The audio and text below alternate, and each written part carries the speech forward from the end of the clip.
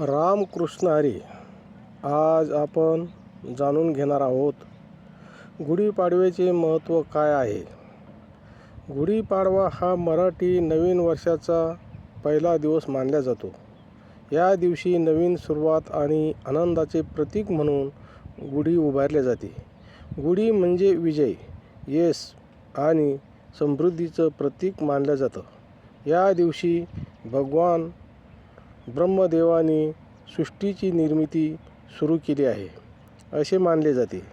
गुढीपाडवा हा नवीन आशा, नवीन संकल्प आणि सकारात्मक सुरुवात करणारा सण आहे. म्हणून गुढीपाडवा हा सण आनंद, समृद्धी आणि नवीन सुखाचे संदेश देणारा हा सण म्हणजे मानला जातो.